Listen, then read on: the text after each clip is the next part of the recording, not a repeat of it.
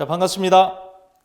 오늘부터 양택, 즉 사람이 살아가면서 활동하는 그 집을 양택이라고 하지요. 양택의 핵심, 바로 가상학 그리고 양택 3류, 이 두 가지 강의를 하게 된 제 이름은요, 성희심, 그리고 이름이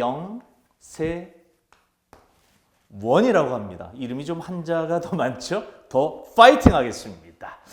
자, 사람이 살아가는 집, 그것을 양택이라고 해요.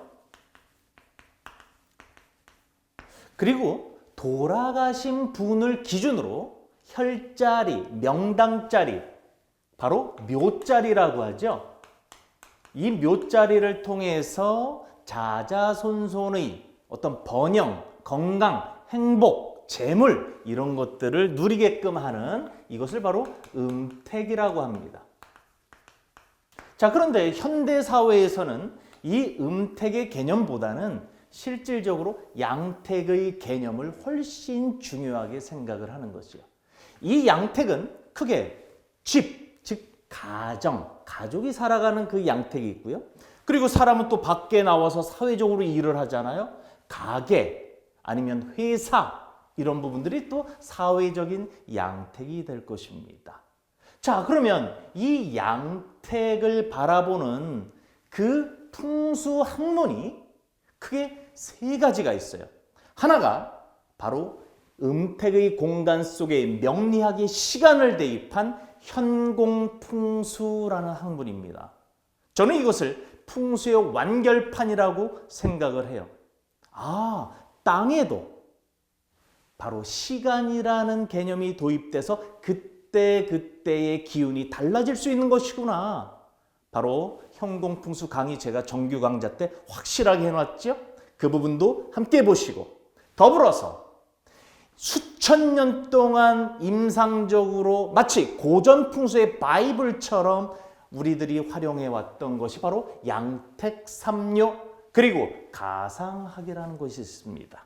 이 두 가지를 바로 지금부터 강의를 해 나갈 건데요. 이 가상학을 한자로 쓰면 바로 집 가자죠.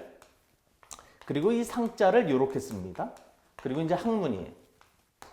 자, 우리요, 이 가상학이라는 게 뭘까요? 바로 집의 형상을 보고, 아, 저기는 가정이 어떻게 되겠다. 저기는 돈을 많이 벌 수 있겠다. 저기는 망할 가능성이 있겠다. 이런 것들을 집의 형태를 보고도 알 수 있는 것. 이걸 바로 가상학이라고 합니다. 어떻게 그럴 수 있을까요?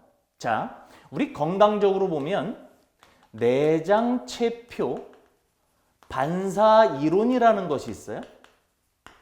자, 오장육부의 어떤 기운은 음양의 균형이 깨지면 반드시 겉으로 드러나요. 그게 피부를 통해서 또는 근육을 통해서. 그래서 우리가 어디가 이렇게 뭉쳤지? 아니면 생기지 않았던 어떤 검버섯이든 주근깨든 김이든 여드름이든 이런 것들이 어디로 이렇게 나타나요? 만약에 두 번째 손가락으로 이렇게 점이 나타났다. 없었던 점이. 그러면 이것은 바로 대장의 불균형. 정확하게는 수양명 대장경의 불균형이다. 이렇게 표현할 수가 있는 것이죠. 이런 것들을 속에 있는 것은 반드시 겉으로 리플렉스, 드러나는 이론, 내장체표 반사 이론이라고 하는데 이것을 역학적으로 봤을 때 적용되는 우리들 일상에서 많이 활용하고 있습니다. 자, 손. 이게 뭐예요? 손금 보러 가자. 이건 바로 수상학이라고 하는 것입니다. 그리고 얼굴에서도 나타나죠? 이게 뭐예요? 관상학이라고 하는 것입니다. 그렇듯이 우리가 양택의 집에도 내장체표 반사 이론이 있다. 이것이 바로 가상학이라는 것입니다. 확실하게 제가 여러분들께 가르쳐 드릴 거예요. 이 가상학의 가장 중심이 되는 이론이 있습니다. 그것이 뭐냐면 바로 구성학이라는 거예요. 9개의 별자리 학문이다. 이 구성학의 이론, 그 원리, 근본에 대해서 확실하게 또 제가 여러분들께 설명을 드릴게요. 그리고 이 양택 3류, 이 또한 구성학을 토대로 만들어진 학문이에요. 아, 그러고 봤더니 고전부터 임상적으로 내려온 바로 풍수의 바이블, 가상학과 양택삼료의 근본은 뭐다? 바로 구성학이라는 학문이었구나. 그러면 이 구성학이라는 학문이 나오기까지 또 근본이 있을 거예요. 그게 두 가지입니다. 하나가 주역의 팔괘론. 어우, 머리 아파. 걱정하지 마십시오. 제가 쉽고 깔끔하게 하지만 유익하고 확실하게 제가 설명드릴 거예요. 또 하나는 우리는 숫자 속에서 세상의 질서를 유지해 나갑니다. 그 수리학적인 부분, 이게 또요, 선천수가 있고 후천수가 있어요. 이 숫자가 또 하나 구성학이라는 하나의 공간 속에 들어와서 또 펼쳐집니다. 거기에 인생이 녹아져 있는 것이죠. 자, 그러면 이 구성학, 그 근본이 되는 첫 번째 주역의 팔괘론부터 한번 가볼까요? 자, 이 역학이라는 것은요, 시험 공부처럼 막 외우는 것이 아닙니다. 그냥 재미나게 익히는 거예요. 그리고 반복해서 공부하다 보면 내 것으로 체화가 되는 것이죠. 그렇게 재미난 영화 보듯이 지금부터 출발하겠습니다. 자, 주역의 팔괘론. 지금이야 우리가 부모 사이에 아이 한 명, 많으면 두 명, 요 정도 낳지만 옛날에는요, 기본적으로 3남 3녀, 그리고 부모가 있죠. 그래서 8명이 하나의 집 속에서 살아가요. 그래서 그 궁을 9개의 궁이다, 구궁이라고 얘기하는데, 가장 기본적으로 인원은 부모 포함해서 3남 3녀 8명이죠. 이것이 어떻게 출발했냐면 처음에 아무것도 없었어요. 이것을 뭐라 그랬냐면 무국이다라고 표현합니다. 이 무국에서 드디어 음과 양, 남자와 여자가 5대5의 균형으로 탁 탄생을 하게 됩니다. 그것을 뭐라고 표현하냐면 태극이다라고 표현을 해요. 자, 그런데 하나는 음이라고 표현했죠. 이 기호를 이렇게 표현합니다. 그리고 또 하나는 양입니다. 이 기호를 딱 이렇게 표현해요. 이게 바로 뭐다? 태극이다. 그래서 우리 태극기를 보면은 이렇게 돼 있잖아요. 즉, 두 가지의 반대 성향이 만나서 튼튼한 하나가 되는 겁니다. 마치 낮과 밤이 만나서 하루가 되듯이 말이죠. 그것을 바로 태극이라고 해요. 자, 그런데 살다 보면 여자가 여성스러운 여자만 있나요? 아니죠. 남성스러운 여자도 있는 겁니다. 남자가 남성스러운 남자만 있나요? 아닙니다. 소심한 남성도 있는 겁니다. 그래서 바로 4개로 또 나눠요. 그것이 무엇이죠? 바로 사상이다, 이게. 이 사상을 근거로 체질학적으로는 사상 체질이 또 나오게 된 배경이 되는 거죠. 즉, 음이 두 가지로 나눕니다. 자, 기본은 음이에요. 여성은 변함이 없는 겁니다. 그래서 밑에 그대로 써요. 그리고 위에도 또 음과 양으로 나뉘어지고요. 양도 마찬가지로 기본은 남자는 변함이 없습니다. 여기에 또 음과 양으로 나오는 거죠. 자, 그래서 여기를 뭐라고 표현하냐면 확실한 음이죠. 그래서 이것을 사상 체질에서는 태음인이다 이렇게 표현해요. 확실한 양이죠. 태양인이다 이렇게 표현합니다. 자, 그리고 이것은 뭘까요? 음 속에 양이 살짝 들어왔죠. 그래서 소양이다 이렇게 표현하고요. 여기는 양 속에 음이 살짝 들어왔죠. 그래서 소음이다 이렇게 표현을 하는 겁니다. 자, 여기서 한 번 더 분열을 하네요. 그것을 뭐라고 표현하냐면 8개의 궤를 이룬다, 팔괘라고 하는 거죠. 이 팔괘가 바로 양택풍수, 구성학, 그걸 통한 형공풍수, 가상학, 양택삼류의 근본이 되는 팔괘론이 이제 펼쳐지는 겁니다. 자, 그러면 어떻게 될까요? 이 태음도 음양으로 또 나눠집니다. 이렇게 나뉘어지는 거죠. 이 태음은 변함이 없어요. 그대로 갑니다. 여기에 양이 되는 거죠. 소양도 마찬가지입니다. 변함이 없어요. 여기에 양이 되고요.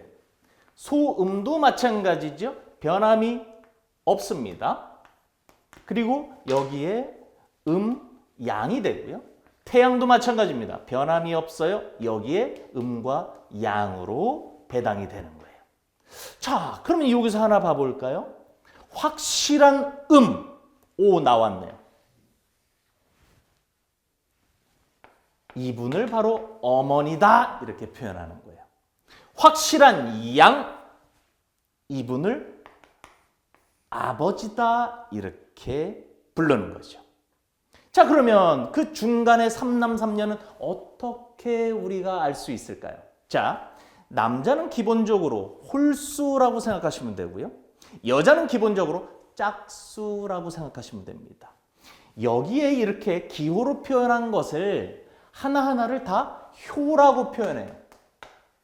이 효들이 모이고 모여서 전체 하나를 만들었죠. 이것을 바로 궤라고 얘기를 합니다. 자, 그러면 효들의 숫자를 세볼까요? 하나, 둘, 셋, 넷, 다섯. 오, 홀수네요. 그러면 여자다, 남자다? 남자다. 그런데 삼남삼녀 중에 장남이냐, 막내 아들이냐? 어떻게 할까요? 이렇게 하는 겁니다. 가장 밑에서부터 우리 출발했죠? 밑에서 출발하고 그 다음에 두 번째, 그 다음에 세 번째. 아들이네요? 그런데 막내 아들이다. 그래서 삼남이다. 이렇게 표현을 하는 겁니다. 자, 그리고 여기는 뭘까요? 하나, 둘, 셋, 넷, 다섯. 남자네요? 그런데 그 남자가 어디 있습니까? 가운데 있어요? 이남이다. 차남이다. 이렇게 얘기를 하고요. 자, 재밌습니다. 계속 갑니다. 여긴 뭘까요? 하나, 둘, 셋, 넷, 짝수. 여자네요. 그런데 어떤 여자? 첫 번째가 여자네요. 인력, 즉 장녀구나. 자, 그럼 여기 계속 봐보겠습니다. 하나, 둘, 셋, 넷, 다섯. 남자입니다. 그럼 어떤 남자? 맨 밑에 있네요. 장남이다. 일남이다. 하나, 둘, 셋, 넷. 짝수네요. 어떤 짝수? 가운데에 있습니다. 음이. 그쵸? 그래서 이녀다. 하나, 둘, 셋, 넷, 짝수입니다. 그러면 어떤 여자죠? 어떤 여자? 맨 위에 있네요. 바로 막내딸 삼녀가 되겠습니다. 자, 그래서 이게 바로 육친이라고 하는 거예요. 가족이 이렇게 구성이 됐습니다. 부모님을 통해서 삼남삼녀가 이루어졌다. 자, 이것을 자연으로 한번 또 표현을 해본 겁니다. 아버지는요, 예로부터 그래요. 하늘이다. 엄마는 땅이다. 근데 엄마가 땅이라고 해서 저 밑에 있고 이러면 돼요? 안 돼요? 안 돼요. 아버지와 어머니는 하늘과 땅이라는 자연을 우리에게 준 겁니다. 땅이라고 미치고 하늘이라고 위가 아니에요. 사실은 땅값이 얼마나 비쌉니까? 자, 자연으로 아버지를 하늘로 비유했어요. 그래서 천이다. 어머니는 뭘까요? 당연히 땅이다, 지다. 삼녀는 뭐라고 표현했냐면 연못과도 같다. 그래서 택이다 이렇게 표현해요. 자, 이녀는 뭐라고 표현하냐면 불이다 이렇게 표현해요. 그래서 굉장히 화려합니다. 밝아요. 자, 일남은 뭘까요? 일남. 장남은요, 태어날 때 꽝 하면서 우렁차게 태어나요. 마치 우레와 같죠. 그래서 레라고 표현하고요. 자, 일녀, 장녀는 굉장히 집안을 맏며느리, 맏장녀 뭐 이렇게 얘기를 하죠. 그래서 아주 공손합니다. 그래서 공손할 손. 자, 바람을 나타내요. 바람이 아주 봄바람 산들산들하죠. 자, 그리고 이남은 뭐냐? 바로 물을 나타내고 삼남은 산을 나타냅니다. 자, 그러면 이 부분을 또 다른 구궁 속으로 포함을 시켜서 또 표현을 하는 게 있습니다. 하늘, 천이 있지만 하늘 건자를 또 붙여요. 건이다. 엄마는 땅이니까 또 다른 땅의 이름이 곤이다. 이렇게 붙이는 거죠. 자, 그리고 3년은 뭐라고 표현하느냐? 3년은 바로 기쁠 때, 바꿀 때. 예, 그래서 옷도 잘 바꿔 입고 그래서 항상 즐겁고 연못에서 아주 즐겁게 노는 거예요. 바로 태다 이렇게 표현을 합니다. 그리고 2년은 마치 불처럼 화려하면서 어디론가 막 떠나려고 그래요. 여행도 자주 가고요. 그렇습니다. 화려합니다. 그래서 떠날 리자를 쓰는 거죠. 리. 일남은 우레라 그랬잖아요. 그래서 우레 진을 씁니다. 진. 1년은 아까 말씀드린 대로 바람인데 공손하다. 그래서 손, 공손할 손을 쓰고요. 이 남은 물이라고 했는데 물도 땅, 즉 구덩이 속에 있어요. 그래서 구덩이, 감 이렇게 표현을 합니다. 3남은 산에 올라가서요. 야, 공부 좀 해. 그러면 또 저기 가서 놀고 또 이것 좀 해. 그럼 저기서 또 뭐 하고 아주 어긋나요. 그래서 어긋날 간을 씁니다. 그래서 표현을 하는 거죠. 어떻게 표현을 하느냐? 이렇게 표현을 합니다. 1. 건천이여 일건천. 2. 태택이여 3. 리화여 4. 진뢰여 이걸 뢰자예요. 5. 손풍이여 6. 감수여 7. 간산이여 8. 곤지다 땅곤자. 이렇게 주역의 8개론이 탄생을 한 겁니다. 우리 한 번 더 가볼까요? 자, 따라해 보십시오. 아버지입니다. 일건천. 막내딸이에요. 이태택. 자녀입니다. 삼리화. 장남이에요. 사진뢰. 장녀입니다. 오손풍. 차남입니다. 육감수.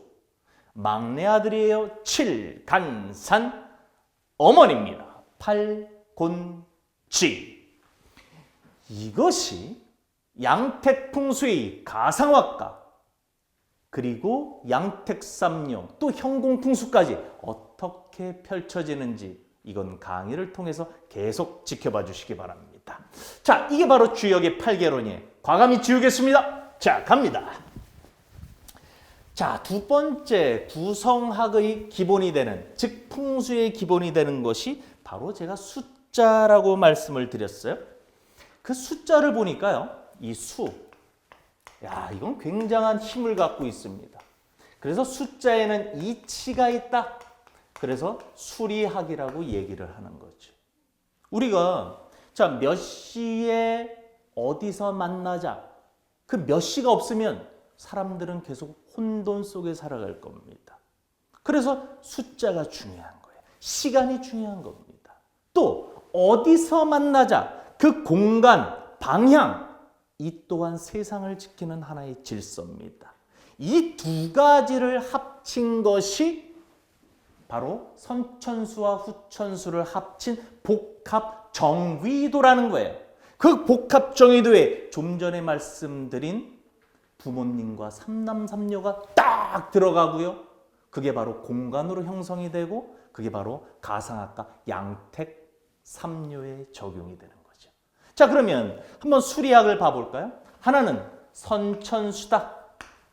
또 하나는 후천수다. 아, 숫자도 선천이 있고 후천이 있구나. 자, 선천수는 또 두 가지로 나눠요. 하나가 애초에 태어난 수, 생수. 그 다음에 이 숫자를 통해서 완벽하게 이루어졌다. 이를 성자, 성수. 자, 그러면 선천수는 뭐냐면 1, 2, 3, 4, 5를 뜻합니다. 자, 그러면 이게 어떻게 됐냐면 사람은요. 가장 사람이 살기 위해서 필요한 첫 번째 물질이 뭘까요? 바로 물입니다. 물이 있어야 생명이 탄생되는 첫 번째 조건이에요. 그래서 이 물에 관계된 첫 번째 가장 중요한 물질이고 조건이다. 그래서 1, 이 숫자는 물의 기운을 갖고 있습니다. 근데 이 물을요, 활용하려면 어떻게 해야 됩니까?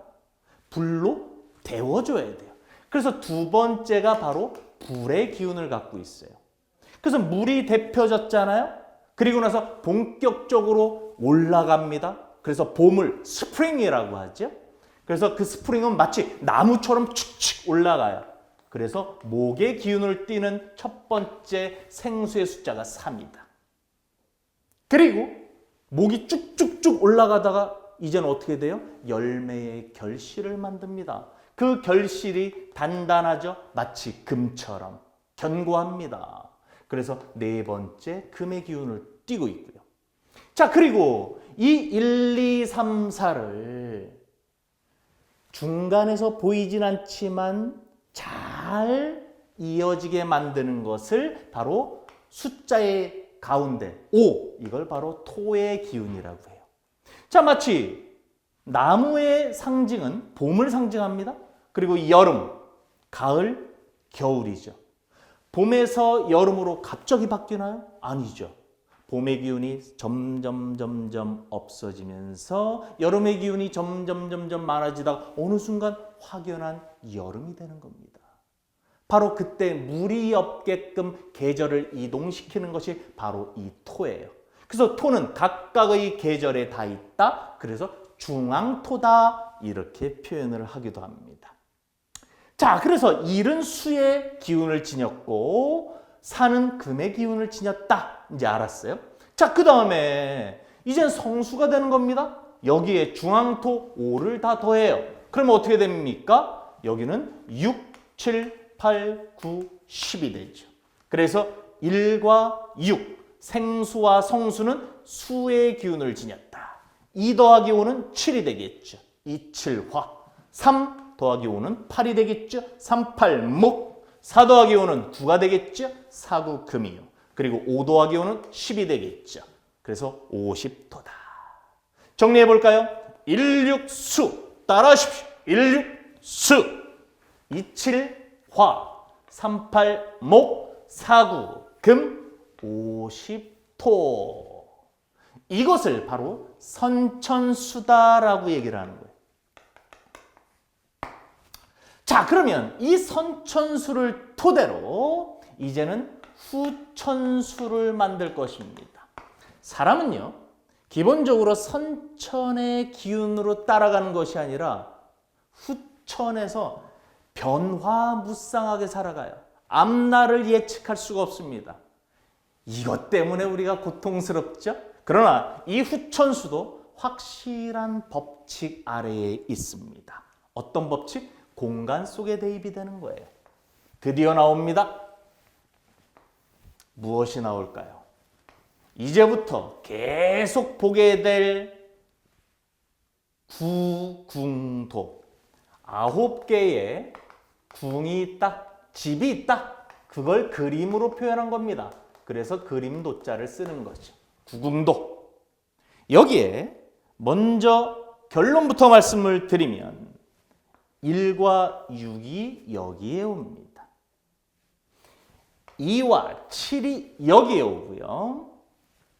그리고 3과 8이 여기에 오고 4와 9가 여기에 옵니다. 5는 어디로 갈까요? 5는 중심이기 때문에 이쪽으로 오게 되는 거죠. 아직까지는 모르겠어요. 자, 걱정하지 마십시오. 확실하게 저랑 같이 가면 됩니다. 자, 5, 6, 7, 8, 9, 1, 2, 3, 4. 이것을 손바닥으로도 할 수 있는데 한번 가볼까요? 이렇게 표현을 합니다. 이걸 수장법이라고 하는데 이게 엄지손가락이에요. 이게 소지손가락입니다. 어머, 근데 소지가 더 두껍네. 자, 여기에 이렇게 되어 있어요. 5가 여기 들어가 있죠? 6, 7, 8, 9, 1, 2, 3, 4. 자, 한번 봐볼게요. 손입니다. 그러면 요게 5가 있는 거예요. 요 두 개는 안 써요. 엄지손가락으로 왔다 갔다 하는 겁니다. 5, 6, 7, 8, 9, 1, 2, 3, 4. 다시 한번. 5, 6, 7, 8, 9, 1, 2, 3, 4. 두 번째, 세 번째, 네 번째 강의에 여러분들 듣다 보면요. 이것은 이젠 누워서 떡 먹기, 식은 죽 먹기가 돼요. 그래서 지금 예습 차원으로 제가 미리 하는 겁니다. 5, 6, 7, 8, 9, 1, 2, 3, 4. 자, 그래서 여기서 이제 보시면 아무렇게나 배당이 된 것이 아니라 일육수가 이렇게 배당이 됐고요. 27화가 이쪽으로 됐어요. 그리고 38목이 이쪽으로 됐고요. 그리고 49금이 이쪽으로 배당이 됐고 중궁에 바로 5라는 것이 배당이 됐습니다. 이것이 바로 후천수의 공간이에요. 즉 선천수의 개념이 후천의 공간 속에 들어왔는데 변화무쌍해요. 정신없는 것 같지만 어마어마한 법칙이 있습니다. 그 숫자의 합을 봐볼까요? 여러분들 더해 보십시오. 2 더하기 7 더하기 6 15죠. 9 더하기 5 더하기 1 15입니다. 4 더하기 3 더하기 8 15예요. 오? 옆으로 가볼게요. 4, 9, 2 3, 5, 7 5, 2, 8, 1, 6 이야! 더 남았어. 2, 5, 8 마지막 4, 5, 6 와우! 이것을 바로 마방수라고 하는 것입니다. 변화무쌍한 후천의 숫자도 자연이 주는 일정한 법칙과 질서 하에서 움직이게 되어 있는 것이에요. 이걸 토대로 인생을 마치 일기예보처럼 미래를 예측할 수 있는 학문을 바로 구성학이라고 하고 그 구성학을 토대로 양택풍수를 풀어낸 학문이 바로 현공풍수 그리고 가상학과 양택삼료라는 것입니다. 자, 기왕에 욕심 한번 내보죠. 기왕에 욕심 내는 겁니다. 이 구궁도를 통해서 고유 명사들이 나오는데요. 자, 구궁에는 이름이 다 배당이 됩니다. 어떤 이름이 배당이 되느냐? 바로 여기에서 아까 우리 주역의 8개론 배웠죠? 그때 일, 건, 천 그런 거 배웠죠? 팔, 곤, 지 그때 그 궁의 이름이 배당이 됩니다. 바로 여기에는요. 숫자를 여기다 써볼게요. 5, 6, 7, 8, 9, 1, 2, 3, 4예요. 6에 해당하는 궁의 이름이 바로 건궁이다. 건궁이다. 건. 그리고 2에 해당하는 이름이 곤궁이다. 아버지와 어머니예요. 자, 그리고 3에 해당하는 이 궁에는 바로 진궁이다. 바로 장남을 뜻해요. 장남, 진궁. 자, 장남이 나왔으니까 이제는 장녀도 나와야 되겠죠. 그게 바로 사가 있는 궁입니다. 바로 손궁이다. 자, 이제 차남이 어디 있을까요? 1에 있습니다. 구덩이, 감궁이다. 그럼 이제 차녀도 나와야 되겠죠? 리궁이다. 자, 이제 막내 아들이 어디 있을까요? 바로 여기에 있네요. 간궁이다. 그럼 이제 막내딸 남았습니다. 여기 있네요. 태궁이다. 그리고 모든 것을 가운데서 주관하는 바로 중궁이 되는 거예요. 자, 그래서 한번 가볼까요? 좀 전에 선천수와 후천수의 복합정위도 5, 6, 7, 8, 9, 1, 2, 3, 4 어느 쪽으로 더해도 다 15라는 일정한 법칙의 자연의 기운이 들어간 궁. 이걸 구궁도 9개의 궁이다. 각 궁에는 이름이 배당이 되는데 6의 숫자는 건궁이요. 아버지다. 2의 숫자는 공궁이요. 어머니고. 3의 숫자는 장남이요. 진궁이요. 4의 숫자는 장녀. 손궁이고. 1의 숫자는 감궁. 차남이고. 9의 숫자는 리궁. 차녀고. 8의 숫자는 단궁. 막내 아들이고. 7의 숫자는 태궁. 막내 딸이다. 이 모든 것을 가운데에서 주관하는 중궁이 5의 숫자로 배당이 됩니다. 자, 이것이 이제 더 하나가 들어오게 돼 있어요. 그게 뭡니까? 우리 하늘의 기운은 10가지가 있다 그랬습니다. 그것이 뭘까요? 천간이라고 해요. 그게 갑, 을, 병, 정, 무, 기, 경, 신, 임, 개라고 하죠. 하늘은요, 변화가 없어요. 마치 선천수와 같은 거예요. 그런데 사람은 어디 살아요? 땅에 살아요. 마치 후천수와 같은 거예요. 변화가 무쌍해요. 그러나 일정한 법칙이 있다 그랬죠. 그 땅의 기운은 몇 가지예요? 12가지입니다. 하늘의 기운은 10가지. 그래서 이건 어떻게 출발하냐? 자축, 인, 묘, 진사, 오미, 신유, 술, 해 이렇게 되는 거예요. 그래서 우리 회갑잔치, 환갑잔치 할 때 우리 나이로 60번째예요? 61번째예요? 61번째예요. 왠 줄 아십니까? 봐볼게요. 갑과 사람은 하늘과 땅에 살죠? 하늘과 땅이 하나씩 만나는 거예요. 갑자, 을축, 병인, 정묘, 무진, 기사, 경호, 신미, 임신, 개유. 어머, 2개가 빠졌네? 이 2개를 바로 공망이라고 하는 건데 어쨌든 그러면 얘네도 또 짝을 지어야 되잖아요. 술해도. 다시 갑니다. 갑, 술, 을, 해 그리고 병자, 정축, 무인 이렇게 가요. 그래서 맨 나중에 개해로 딱 끝나는 것이 60번째 다 이겁니다. 그래서 또다시 갑이 돌아온다. 회갑. 또다시 갑이 돌아온다. 환갑. 그래서 61번째 왔기 때문에 우리 나이로 61번째 회갑잔치, 환갑잔치라는 거죠.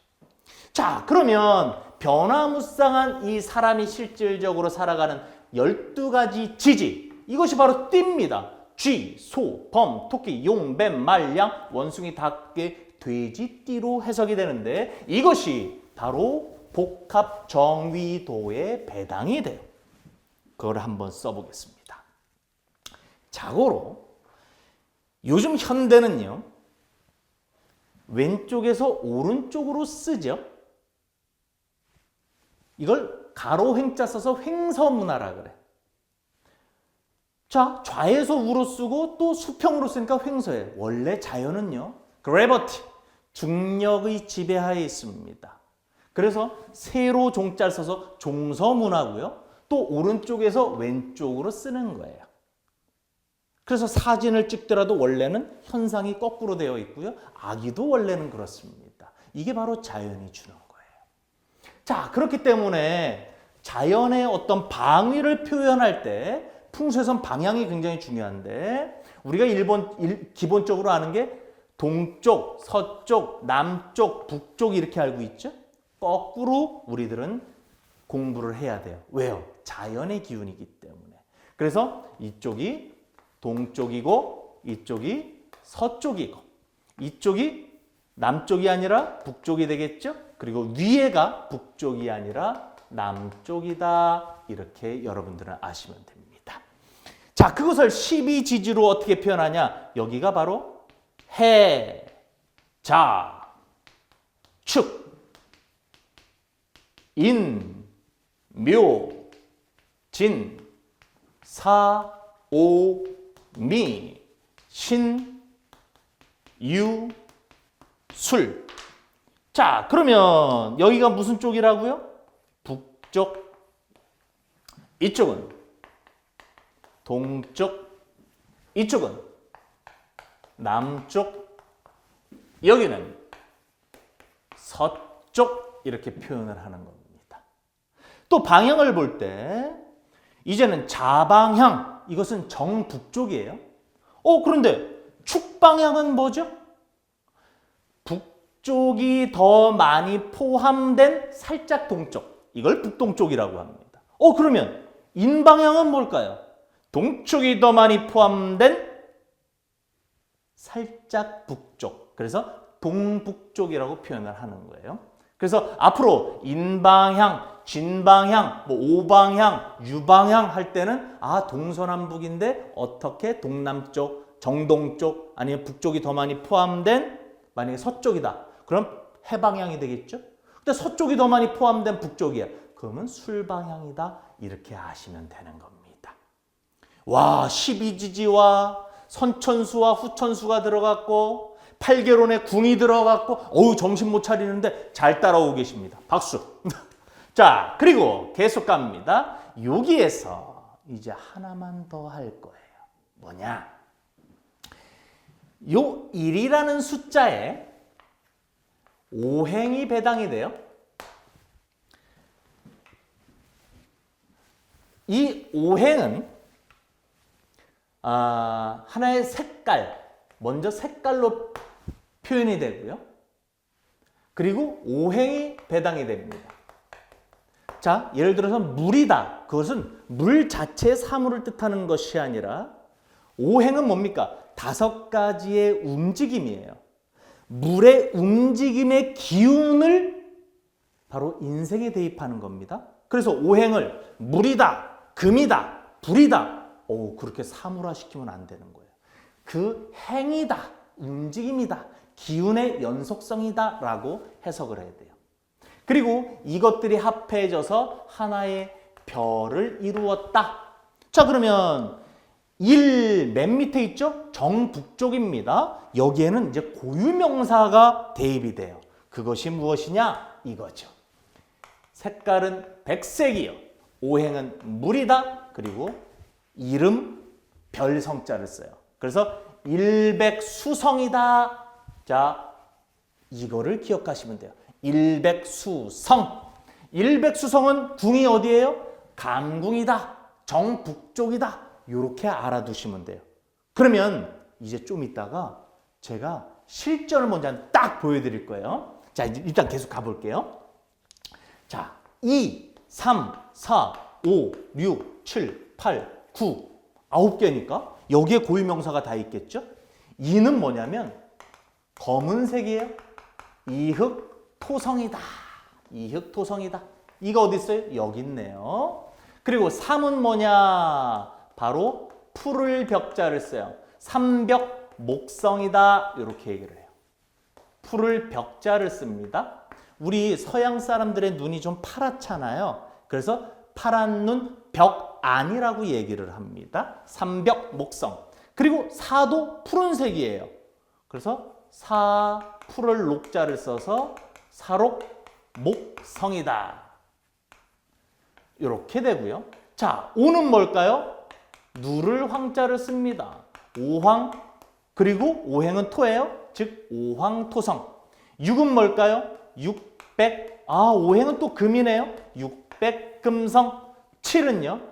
빨간색이네요. 적색. 칠적. 금성.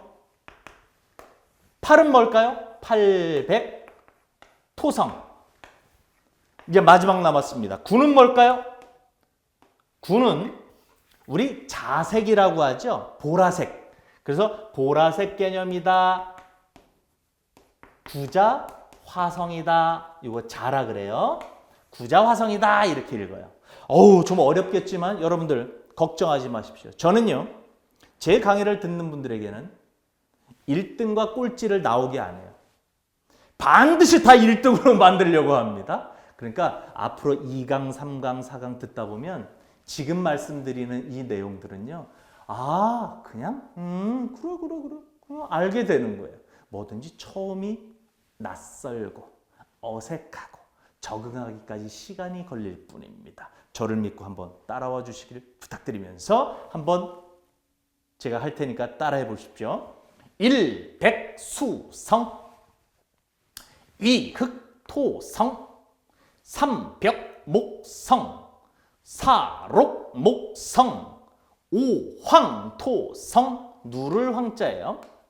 육백금성, 칠적금성, 팔백토성, 구자화성, 이렇게 표현이 된 겁니다. 자, 그러면 이 원리를 어떻게 활용할 거냐? 자, 하나 예를 한번 들어볼게요. 우리가 가상학이라고 했어요.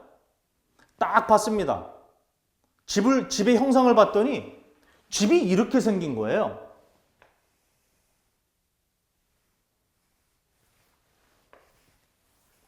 이렇게 됐네, 집이. 이거를 구궁도로 한번 나눠볼까요?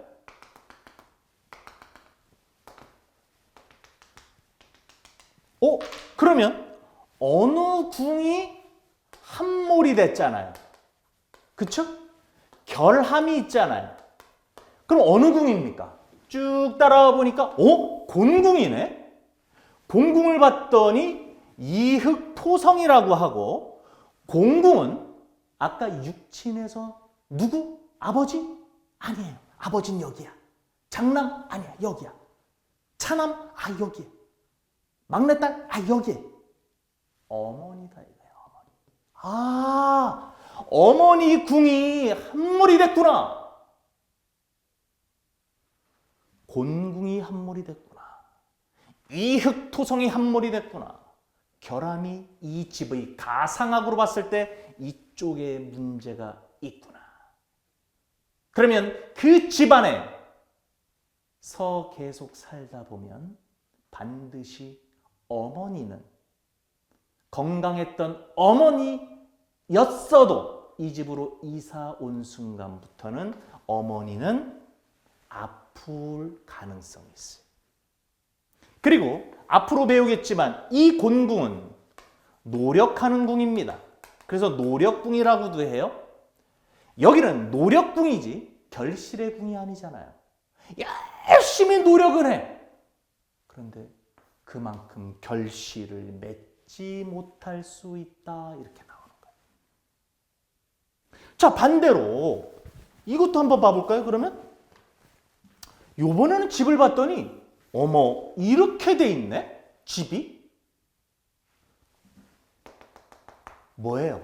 어머, 이제는 곤궁이 함몰이 된 게 아니라 이제는 돌출이 돼 버렸어요.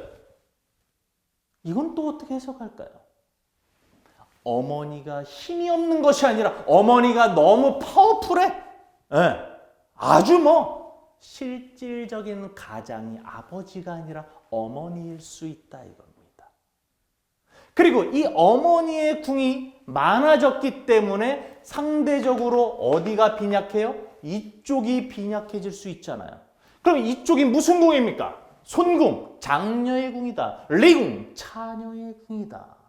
근데 누가 더 다쳐요? 장녀가 더 다쳐요. 그래서 어머니의 기세가 센 만큼 장녀나 차녀는 기운이 다운될 수밖에 없겠구나.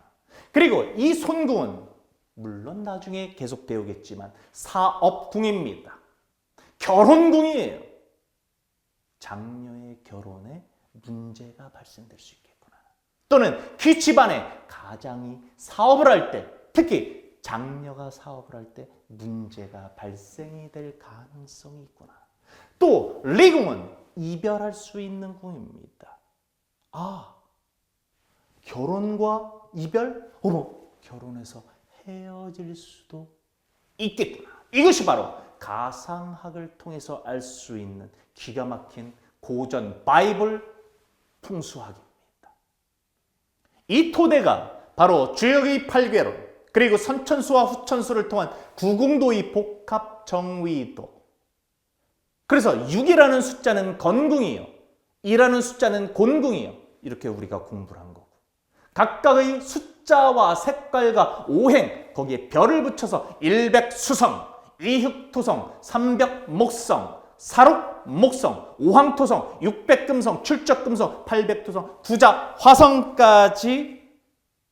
우리들은 배웠습니다. 한 번 더 보시고 잘 몰라? 2번 보세요. 잘 몰라? 10번, 20번 보시면 됩니다. 그렇게 해서 확실히 근본을 익히시고 바로 다음 2강부터는 실질적인 각각의 궁이 갖고 있는 의미, 그것을 바로 상의라고 표현을 해요. 거기부터 확실하게 해 나갈 것입니다. 그래서 이 양택풍수의 핵심, 가상학 그리고 양택삼료를 통해서 여러분들은 앞으로 풍수 컨설턴트 프로들이 되실 겁니다. 반드시 제가 그렇게 약속을 드리겠습니다. 그래서 현공풍수라는 정규 강좌와 가상학 양택삼료라는 이 정규 강좌, 이것이 양대 산맥으로 돼서 여러분들 인생의 풍수 전문가로 만들어 드리도록 신명세워 노력하겠습니다.